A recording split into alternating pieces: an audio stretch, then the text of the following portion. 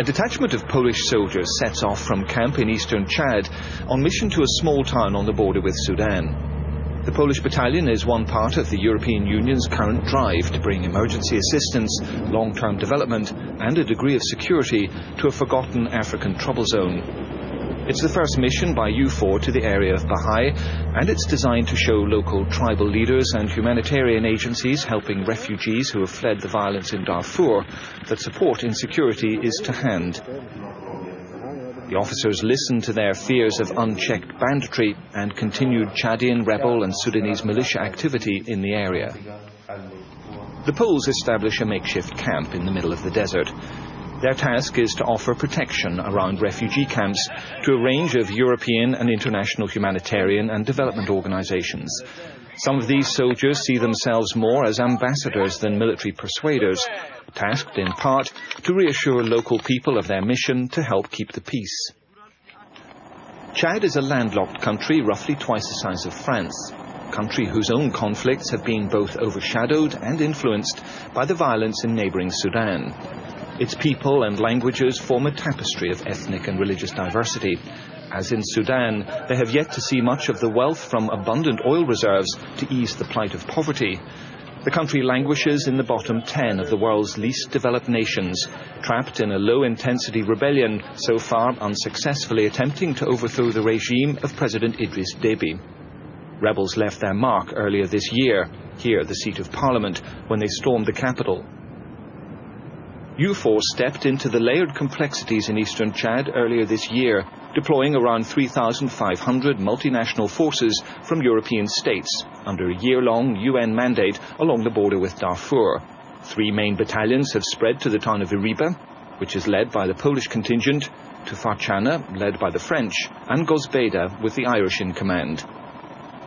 An additional largely French force deployed to the northern part of the Central African Republic, protecting internally displaced people fleeing separate internal strife there. The Ore Kasoni camp at Bahai is home to 27,000 refugees from Darfur. Like all refugee camps, there's an air of desolation about it. Most have been here for several years, driven from their villages, they say, by armed factions or Janjaweed, backed by the Sudanese government. Now, for the first time, EUFOR will be carrying out regular perimeter patrols, enhancing security, it hopes, within the camp, protecting the space for humanitarian organizations.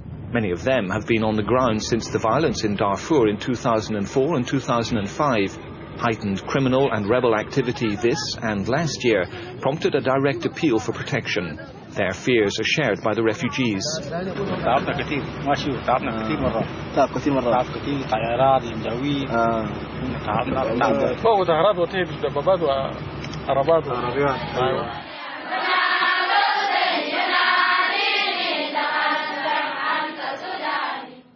An indomitable spirit of people with little to rejoice is as evident in the camps as fear. Many of these young people have trekked for days across the desert to reach safety and are now benefiting from programs within well-organized camps funded or supported by the EU's humanitarian assistance arm, ECHO. This program is run by CARE and offers children at secondary school level an education many might not otherwise have, as well, importantly, as the necessary tools which will help their eventual return home.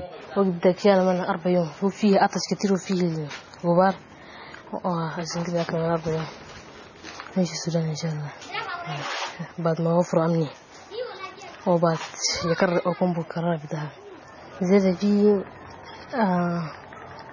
في الانف كتير برضه نزل في مثل الناس كانوا طلعوا برا بالدقو زي طلعوا في الحطب بالدقو يزدلوا في الخارج تصودوا كده.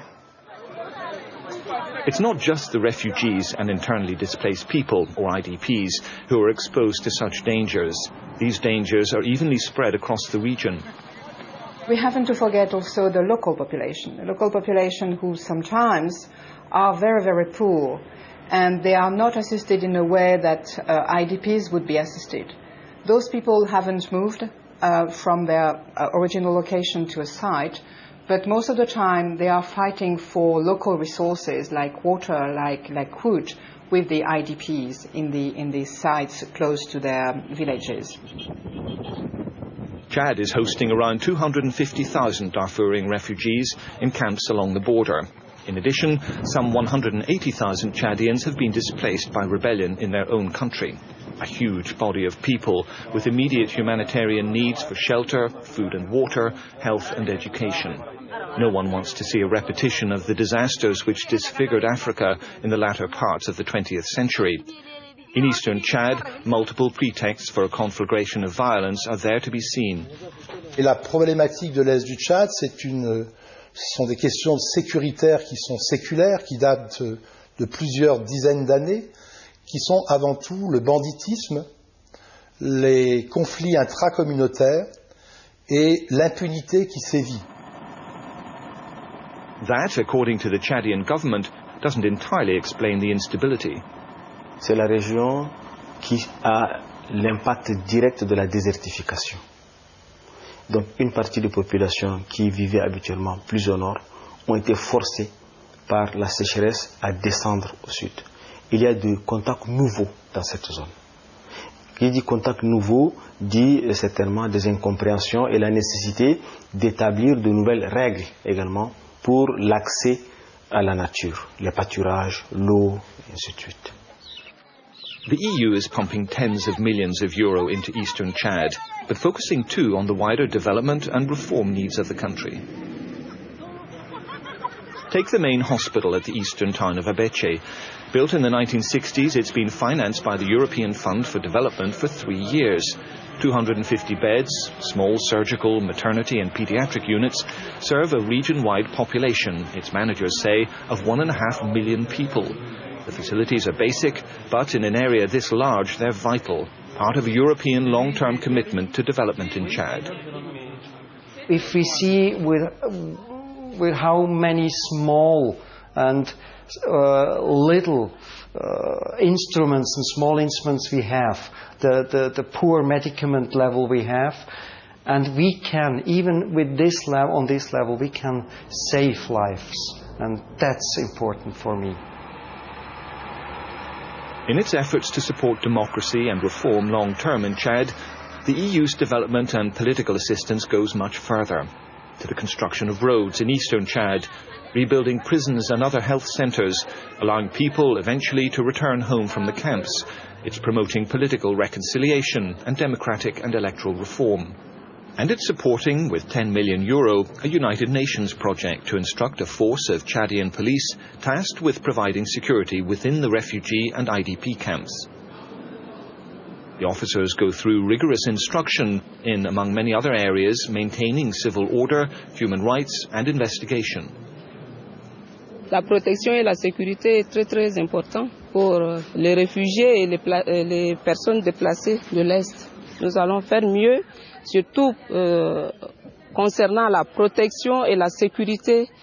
Ils seront vraiment à l'aise avec nous.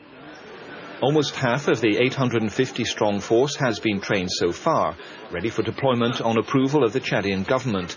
There were complaints that deployment was too slow, but in a climate of increasing banditry, there's universal agreement that such a force is necessary. Aujourd'hui, on fait face à des coupeurs de route, on fait face à des gangs qui agissent à l'intérieur des camps et qu'on profite de l'absence d'un déploiement substantiel de forces de l'ordre peuvent mener à bon terme tous ces malfrats. Back at U4, the Irish battalion perform an early morning parade at their camp in Gozbeda, a reminder of their military traditions and role. In Chad, their function stretches much further.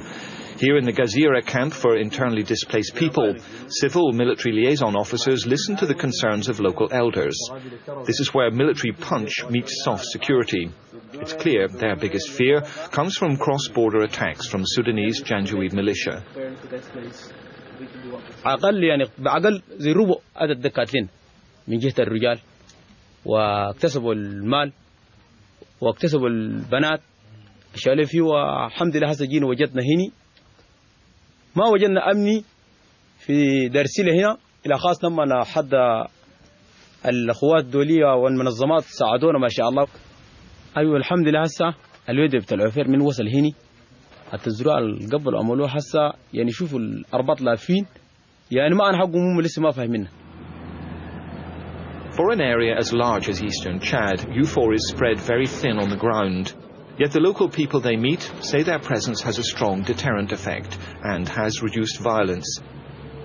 U4's mandate is due to end in March next year, when a UN security force around twice the size takes over on a longer-term basis. Much of the ground will have been softened in advance. We have been facing the population. We gather information upon more than 500 villages. We know exactly which are the situation, and all these data and that knowledge will be provided, because this is a bridging operation to the following force. And I think that operationally this is a great success. This is new, and we can consider that we validated a new concept which could be a kind of standard for future European operations.